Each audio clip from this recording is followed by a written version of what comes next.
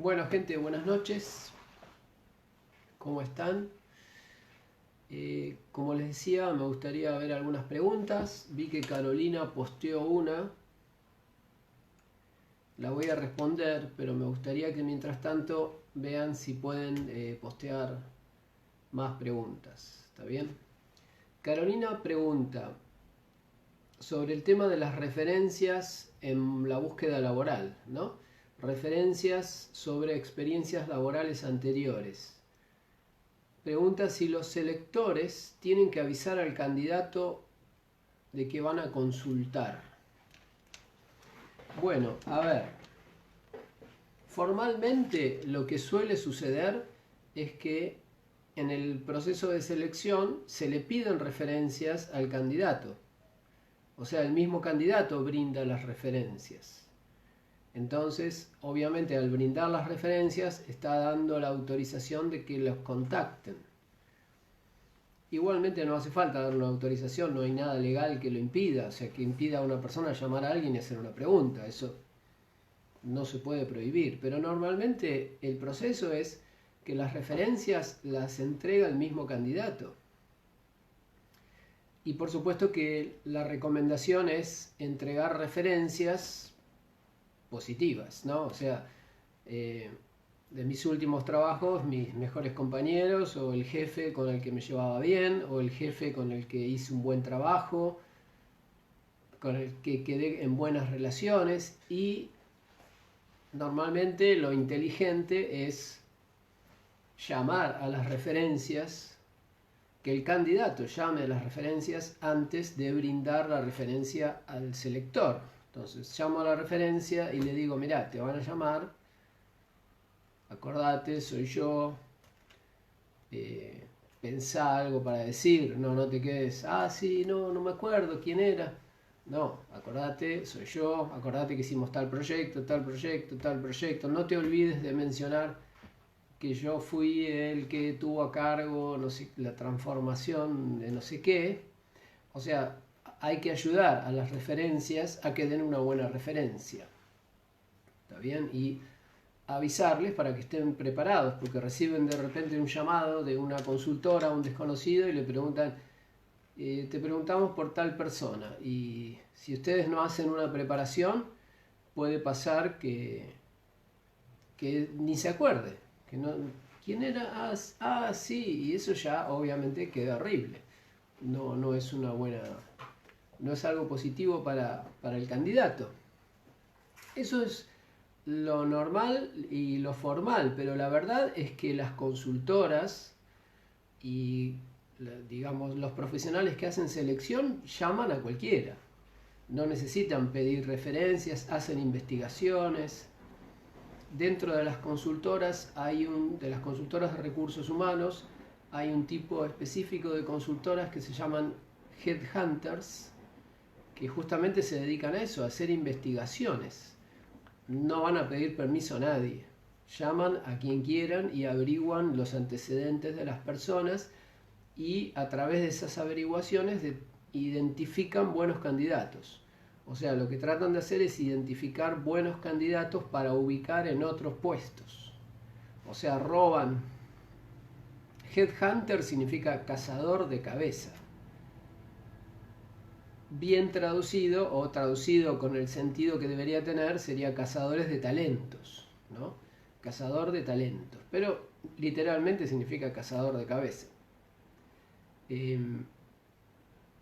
Los headhunters se dedican a eso, a buscar a alguien con potencial y le ofrecen una posición en otro lugar. O sea, hacen, digamos, la búsqueda, toman el trabajo de toda la búsqueda sin que el candidato se tenga que mover. Obviamente que el candidato tiene que ser ya conocido en el mercado, o tiene que haber sido referenciado muchas veces o muy bien recomendado, etc. Bien, bueno, no sé si respondí, Carolina, pero la respuesta es un poco sí. Normalmente piden las referencias al candidato, el candidato las da, debería hacer toda la preparación para no dar un teléfono antes de saber que ese teléfono va a ser bien atendido. y que me van a hacer quedar bien. Eso por un lado. Pero por otro lado, digamos que el mercado es libre en ese aspecto y cualquiera puede andar averiguando sobre algún candidato sin su permiso. De hecho, los headhunters hacen eso.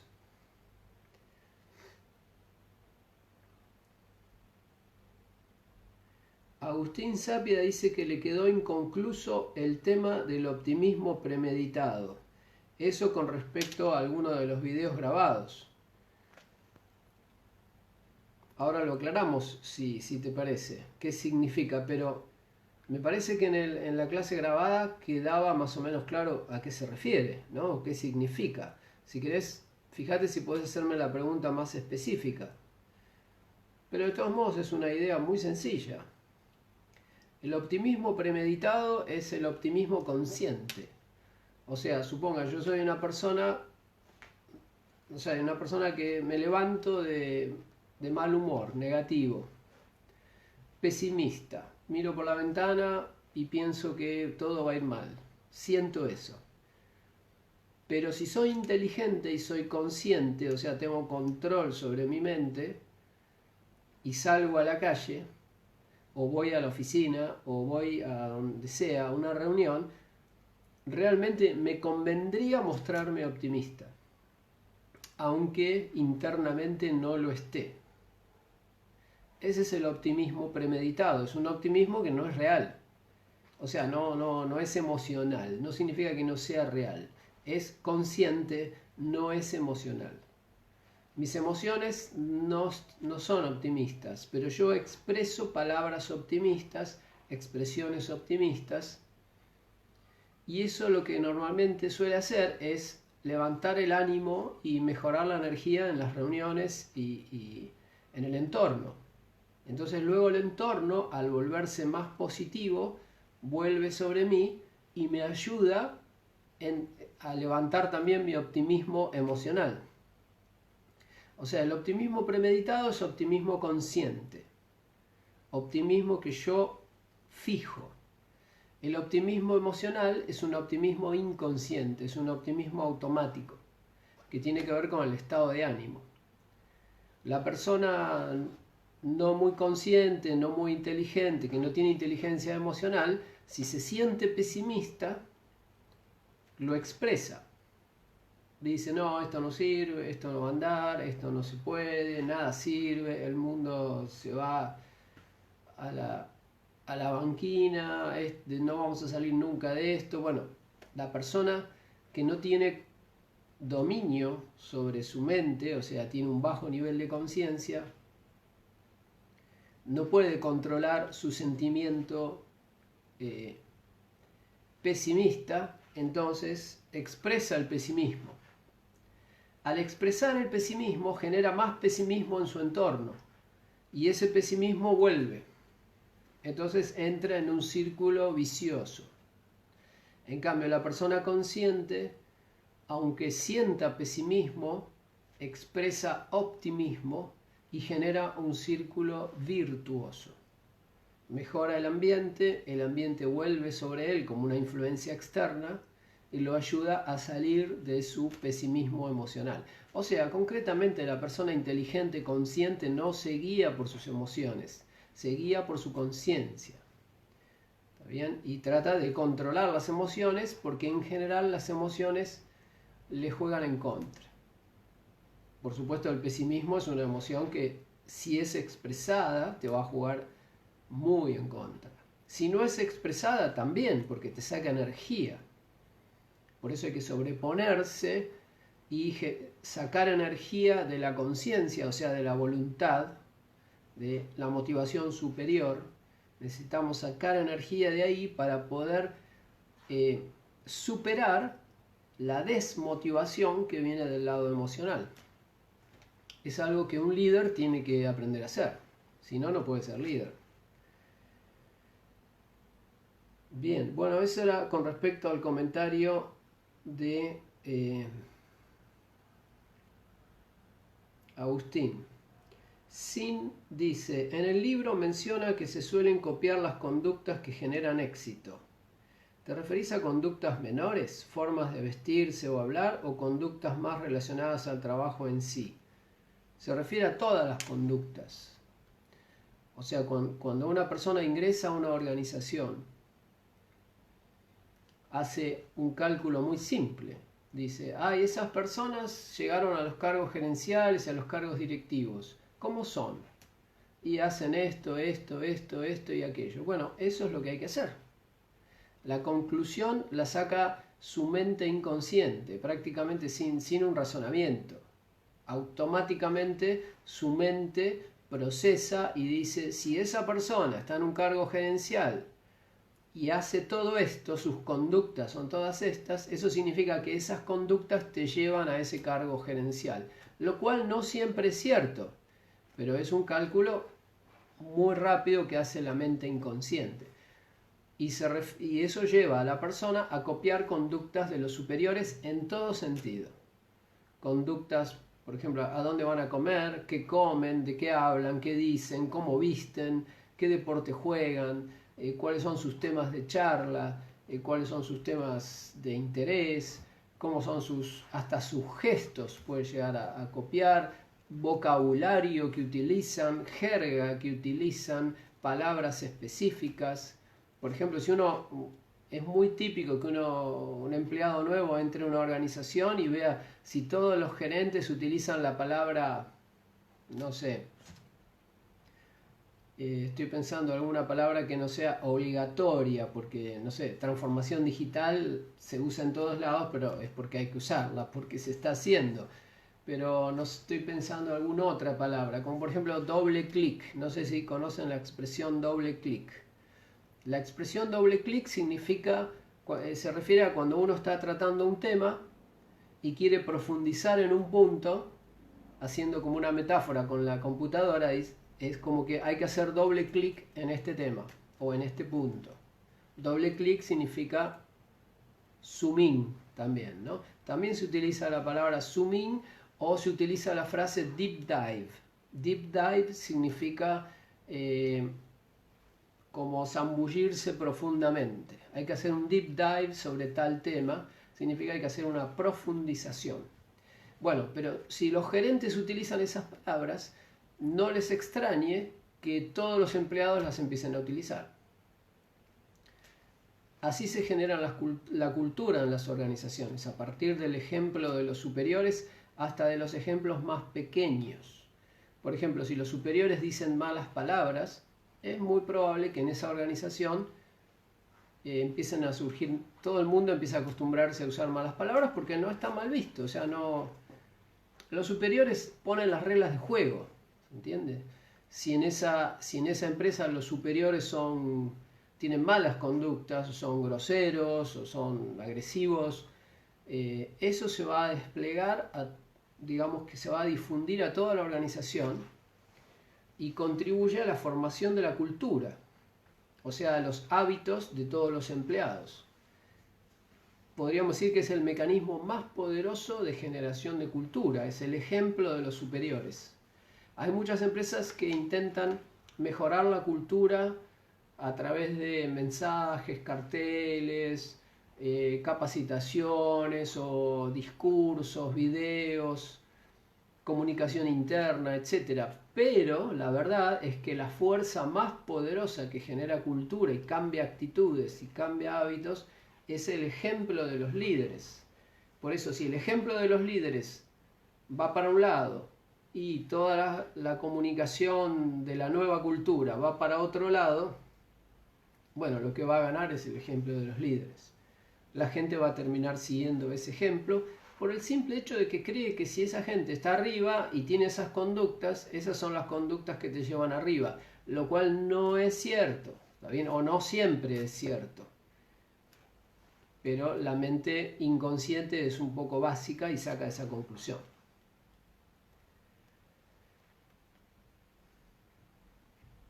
Nico Casó dice, los conceptos que vimos la clase pasada de selección de personal, ¿realmente es así en una empresa o es utópico pensar que se van a cumplir todos esos aspectos mencionados?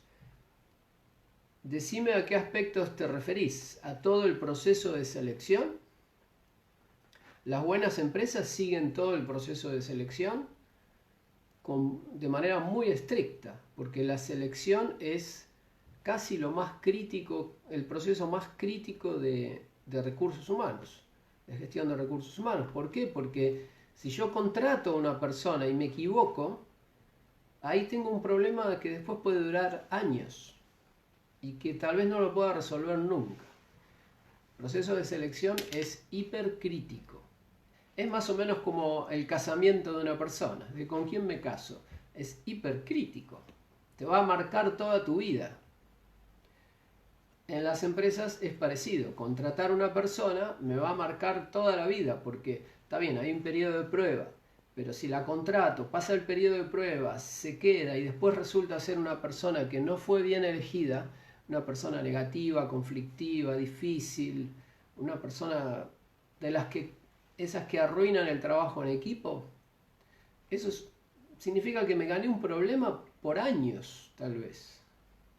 O un problema que puede llegar a difundirse como un cáncer en toda la organización.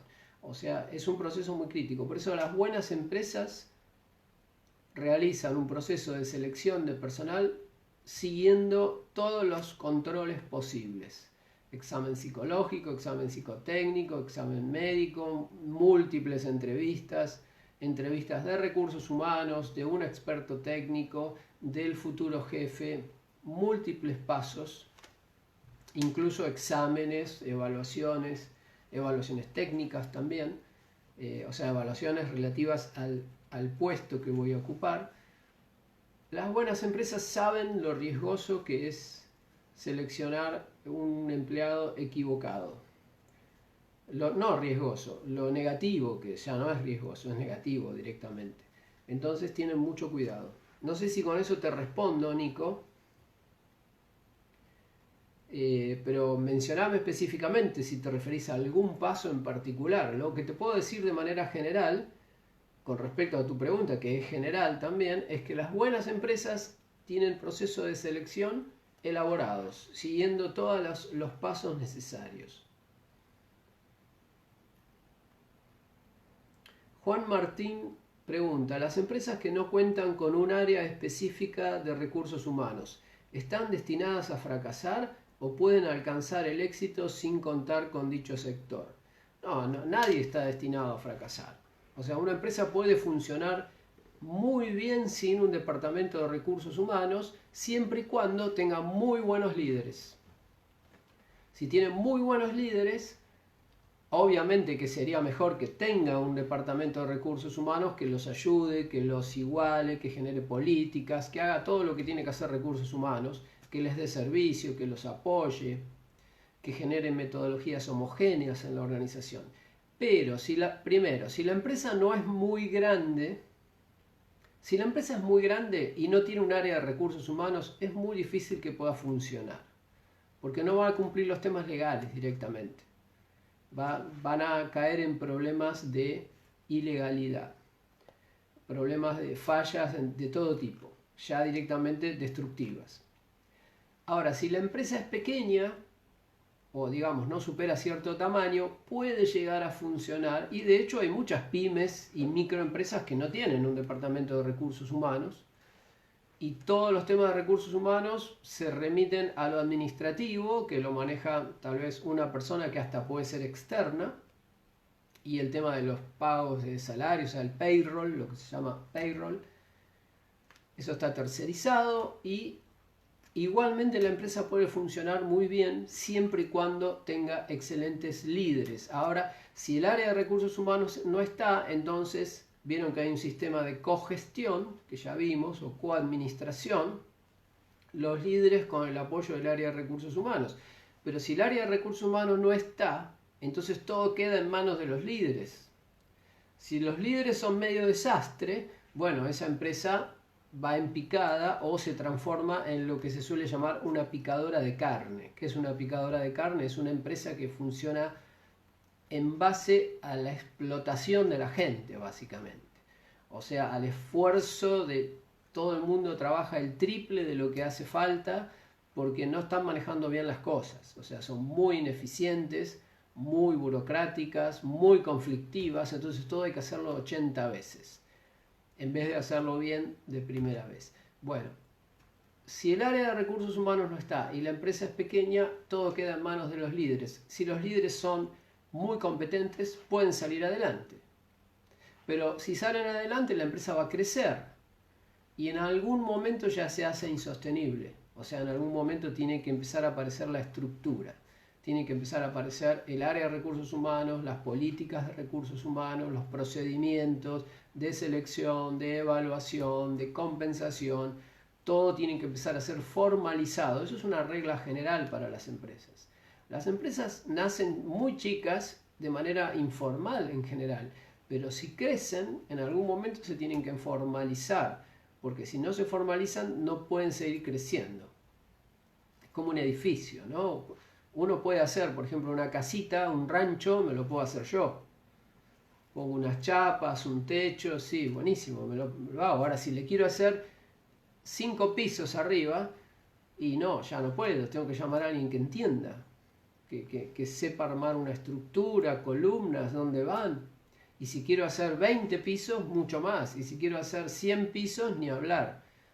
O sea, cuando supera cierto tamaño una empresa o una organización, necesita ciertos elementos estructurales que se hacen ya directamente en condición necesaria, que en las empresas muy pequeñas no son imprescindibles. Mili Palermo dice, en el libro dice que todo líder, antes de pensar cómo motivar a la gente, debe analizar profundamente sus propias actitudes. ¿Un líder negativo también o solo aplica para líderes positivos? ¿Y cómo sabemos si es negativo o positivo antes de que analice sus actitudes? O sea, todo líder tiene que analizar sus actitudes, porque si no tiene control sobre sus actitudes o no ha mejorado sus actitudes, no puede pretender que mejoren las actitudes de los empleados. Porque recuerden, el principal mecanismo a través del cual los líderes generan conductas en la gente es a través del ejemplo. Entonces, si yo tengo malas actitudes, si yo soy gerente, y bueno, en todo mi equipo van a aparecer malas actitudes, copiadas de mí. Entonces yo tengo que conocer mis actitudes, porque si mis actitudes no son buenas, voy a estar generando actitudes que no son buenas, ¿está bien? O sea, si yo quiero mejorar a mi equipo de trabajo, para decirlo de manera sencilla, yo soy el primero que tiene que mejorar. Obviamente que muchos gerentes esto o no lo entienden, o no lo creen, o no lo saben, o no lo pueden hacer. Pero si hay que mejorar un equipo, el primero que tiene que mejorar es el líder. Y después van a mejorar todos los demás. Por eso el líder tiene que revisar permanentemente sus actitudes hacia el equipo.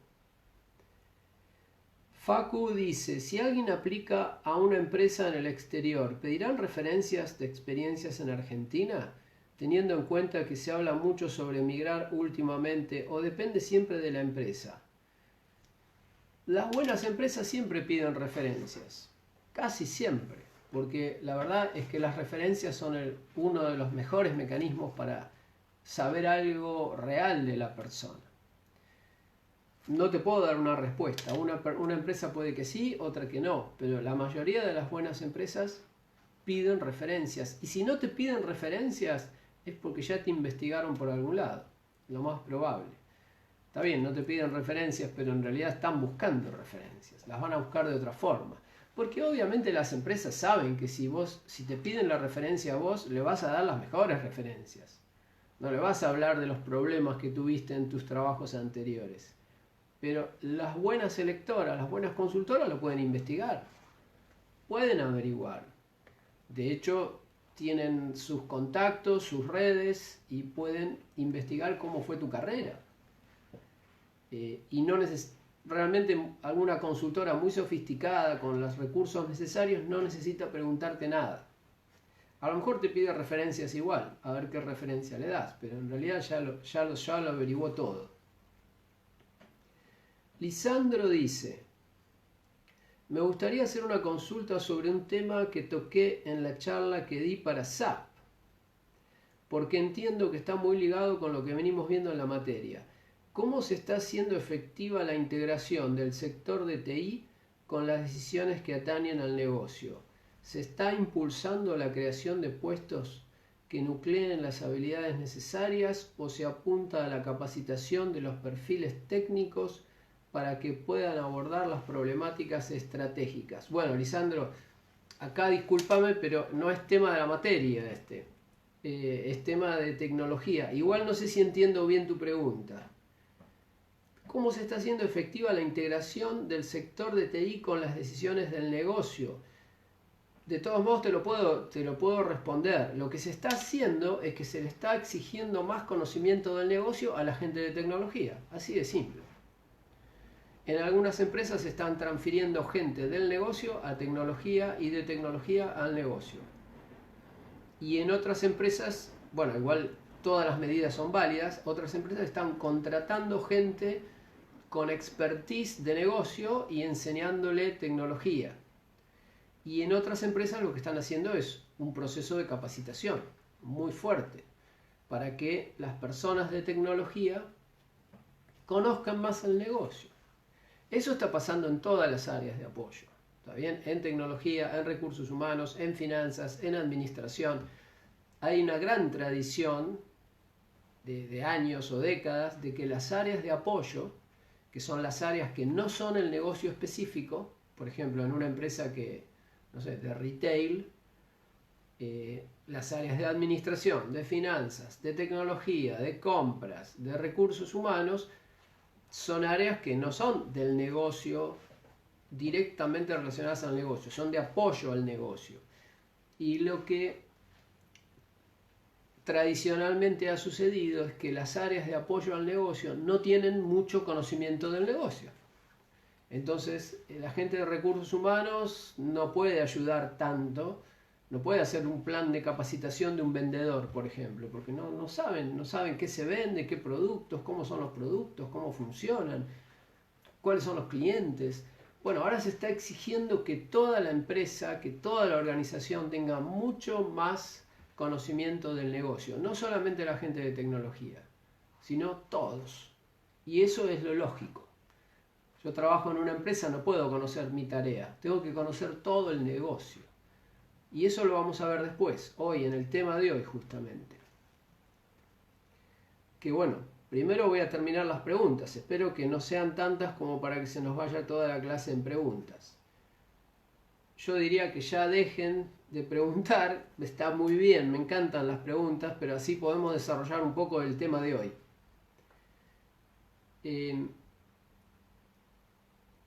Estela dice, pregunta por lo justo se le tildó una parte y no entendió qué significa la expresión doble clic. La expresión doble clic significa profundizar. Por ejemplo, si estoy leyendo un documento y una frase y acá dice que hay que, no sé, implementar un proyecto, alguien puede decir, bueno, acá tenemos que hacer un doble clic para entender bien de qué se trata el proyecto. Hacer un doble clic es entrar a fondo en un punto, ¿está bien? Dentro de una presentación puede ser, o de un texto, o de una idea. Tenemos que hacer un doble clic en el plan de capacitación. A ver bien, por ejemplo, alguien presenta un slide con una lista de cosas a hacer. Y uno de los que hay que hacer dice plan de capacitación. Y alguien dice, bueno, a mí me gustaría hacer un doble clic en el plan de capacitación. A ver cómo es. Qué temas se van a capacitar, cuándo va a ser, cuánto va a durar, cuánto va a costar. O sea, ya ver los detalles. Como que ir al detalle. ¿Está bien? Es como uno cuando tiene un índice automatizado en Word, por ejemplo, que hace doble clic en el índice y va al capítulo. ¿Está bien? O sea, a lo que está dentro de ese título. Oski dice, Oscar, ¿los procesos de selección de las pymes también se cumplen? Ya que quizás en una organización con más recursos pueden realizar un buen proceso, mientras una pyme de 10 o 15 empleados no tiene un departamento de recursos humanos. No, las pymes en general y microempresas o empresas familiares Por supuesto que siempre hay excepciones, pero típicamente tienen muy mal proceso de selección.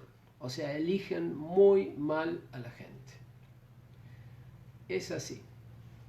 Eligen muy mal a la gente. No tienen expertos, a veces no recurren a psicólogos o no hacen psicotécnicos, no hacen evaluaciones proyectivas, no hacen evaluaciones técnicas, entrevista cualquiera, dicen, che, bueno, o preguntan por un recomendado, ¿conoces a alguien? Sí, mi primo sabe, bueno, tráelo, ya lo recomendás, es bueno, tu primo, sí, buenísimo, hace unos mates bárbaros, bueno, entonces tráelo.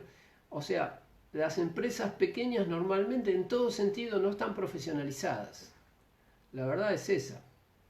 Hay mucho por mejorar en ese rubro. Por supuesto que hay excepciones, porque hay algunas empresas pequeñas que fueron creadas por personas con mucho estudio, pero son excepciones. Son las super startup de Argentina, que son poquitas. Ojalá hubiera muchas más.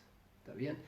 Pero eso es un poco la regla general en las empresas pequeñas. El proceso de selección falla mucho, por eso suelen contratar mal, suelen equivocarse con la gente y suelen terminar contratando personas que no les sirven.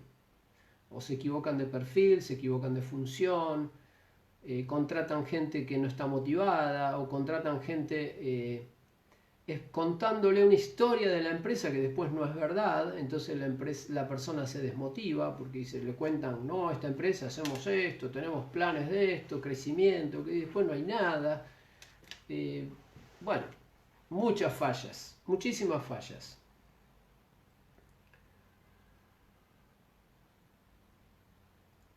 Bien, Nico dice, ok, respondido. Juan Martín, respondido.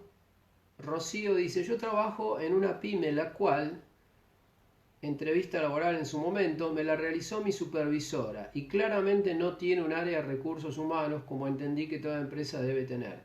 Y no, las empresas pyme muchas no tienen. Y sí, te entrevista tu futura jefa que no sabe entrevistar. ¿Por qué digo no sabe entrevistar? ¿Como crítica? No, o sea, entrevistar es una ciencia. No es algo que cualquiera sabe hacer. Es como decir, no sé, mecánica, ingeniería, reparar un auto. Hay que estudiar. O sea, si no entendés no podés hacer una buena entrevista. Pero mucha gente cree que entrevistar es simplemente conversar y ver cómo, mirando a la persona, me cayó bien, buenísimo. Y después resulta que es un desastre. No sabe, no quiere, no puede, no tiene ninguna competencia. ¿Cómo lo evaluaste? Y le pregunté, bueno, no alcanza. O sea, pero bueno, es lo que pasa en muchas empresas que no están funcionando de manera bien profesional. Bueno, Mariana, confirma que su hermano se fue a España y tuvo que presentar referencias y otra documentación, por supuesto, 1000. Gabriel pregunta, ¿es malo poner en un CV que en tal o cual trabajo te despidieron? ¿Cómo está visto de recursos humanos? A ver, yo te diría, ¿para qué vas a poner en un currículum que te despidieron? ¿Cuál sería el objetivo? ¿Para qué? En el currículum no se ponen cosas negativas. El currículum es un folleto de tu persona, no es tu hoja de vida de toda la vida. Es lo que vos querés mostrar, lo que vos querés vender. Ponés las cosas buenas, tus logros, tus fortalezas, tus objetivos. O sea, ponés lo mejor de lo mejor. Nunca vas a poner algo negativo. ¿Qué motivo habría para poner algo negativo? No hace falta. Aparte, no poner algo no es mentir, no lo estoy poniendo, estoy seleccionando. O sea, de todo lo que yo soy, pongo lo mejor. Como en un comercio, ¿qué pone en la vidriera? Los sándwiches podridos, ¿qué pone? La comida que se le echó a perder, el gato, una araña, cucarachas. No, la vidriera pone lo mejor. Lo mejor de lo mejor lo pone en la vidriera. Y después vos entrás al negocio y tal vez lo que está adentro no es tan bueno como lo que está en la vidriera, no se ve tan bien. Bueno, un currículum de una persona es algo así, es como tu vidriera. Ahí tratás de venderte. No vas a... O sea, la regla general sería no poner nada que te perjudique. Lo que no significa que no lo vas a decir, a lo mejor más adelante lo tenés que decir, pero lo decís en una entrevista. Ya ganando, ya si el currículum es atractivo, obtenés la entrevista. Y después en la entrevista te preguntan, ¿alguna vez te despidieron? Y lo tenés que decir, no vas a decir, no, nunca me despidieron. Sí, una vez, pero ahí estás cara a cara. Entonces ya podés explicar por qué pasó, cómo era el tema, y siempre podés armar un speech que se entienda, que sea lógico, razonable, y que lo podés mostrar como que más que un despido, fue un despido acordado. Está bien, mi jefe me ofreció renunciar, pero bueno, negocié que me despidan para que me paguen algo, no sé, podés armar una historia que sea basada en la verdad, pero con un poquito de política y un poquito de habilidad comunicacional para que no se vea tan mal como poner en el currículum, ¿por qué dejé el trabajo? Rajado, me rajaron. No, nada negativo en el currículum, para nada, en ningún lado. Salvo que te lo pregunten. Cuando te lo preguntan, ahí tenés que decir la verdad en forma inteligente. ¿Está bien? Siempre todo se puede mejorar con una buena expresión. ¿Está bien? Una cosa es decir, no, me echaron porque me peleé con mi jefe. Y otra cosa es decir, no, bueno, hubo una reestructuración, hubo cambio de funciones. Yo había ingresado a la empresa para hacer un tipo de trabajo y finalmente por la reestructuración tuve que terminé en otra área que no era lo que yo esperaba, entonces planteé mi disconformidad con mi superior no lo tomó bien y bueno, al final quedamos en que fui desvinculado. No es lo mismo, está bien, que decir, no, me echaron porque, no sé, me equivoqué en algo, prendí fuego una computadora, no sé. O sea, todo se puede explicar bien, pero cuando uno está cara a cara, o sea, y en el currículum no hace falta. El currículum no es el lugar para poner nada confuso. ¿Por qué? ¿Qué pasa? El currículum es algo que lee la persona, el entrevistador, sin tu presencia. Lo lee solo. Entonces, si algo que lee le suena mal, no estás vos para explicarlo. Y probablemente si lee el currículum y ve algo que le suena mal, directamente lo descarta y no te llama. Entonces tenés que asegurarte que el currículum sea tan atractivo como para que te genere la entrevista. Y después en la entrevista los temas álgidos los vas a manejar con una buena explicación que tenés que preparar, por supuesto. La tenés que pensar de antemano porque si te hacen una pregunta difícil o por qué tuviste este conflicto o por qué tuviste un año sin trabajar acá en el currículum, que también eso habría que ver de tratar de que no aparezcan esos huecos, pero si aparece un hueco en tu currículum, obviamente te lo van a preguntar, ¿qué pasó acá? Y vos tenés que tener una explicación, no podés empezar a improvisar ahí, pensar en el momento de la entrevista a ver qué digo, ¿no? Eso tiene que estar todo preparado. Leonardo dice, muchas empresas no tienen departamento de recursos humanos, entonces muchos de nosotros vamos a tener que realizar entrevistas. ¿Cómo sería realizar una buena entrevista? ¿Qué tenemos que tener en cuenta? Bueno, eso está en el libro, los pasos de la entrevista, los tipos de entrevistas. No voy a responder esa pregunta en detalle porque nos llevaría todo el tiempo, ¿está bien? Pero aprender a hacer buenas entrevistas requiere experiencia. No cualquiera puede hacer buenas entrevistas. Normalmente una buena entrevista la tiene que hacer una persona con bastante experiencia laboral y además con entendimiento de cómo observar a la persona, de qué tengo que observar, qué preguntas tengo que hacer. O sea, es un oficio, es una especialidad hacer entrevistas. Hay que estudiarlo, ¿está bien? Bueno, en el libro, en el capítulo de reclutamiento y selección, tenés los pasos de una buena entrevista, ahí tenés por lo menos una guía. Pero no alcanza eso. Hay que desarrollar mucha sensibilidad, mucha observación, mucha empatía. Y sobre todo lo que genera la capacidad de entrevistar en general es el tiempo y la observación de mucha gente. O sea, no solo el tiempo, ¿no? Porque uno puede trabajar 10 años sin pensar, sin observar nada. Y entonces uno dice, tengo 10 años de experiencia. Mentira, no tiene 10 años de experiencia. tiene 10 años de supervivencia en un escritorio.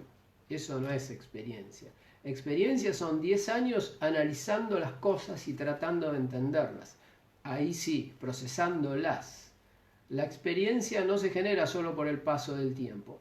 Pero bueno, cuando una persona aprovecha el paso del tiempo y observa mucho a la gente, cómo reacciona en las reuniones, las conductas, y empieza a entender algo de psicología, bueno, si estudia psicología mejor, también se puede hacer un curso sobre cómo hacer entrevistas, entonces ahí se puede transformar en un buen entrevistador. Pero es todo un tema. También es como aprender, no sé, carpintería. Es decir, es como si vos me dijeras, voy a tener que ser carpintero. ¿Qué tips me podés dar? Y son un montón, muchísimas cosas. Bien. ¿Se cortó? ¿Se cortó, gente, o a todos se le cortó?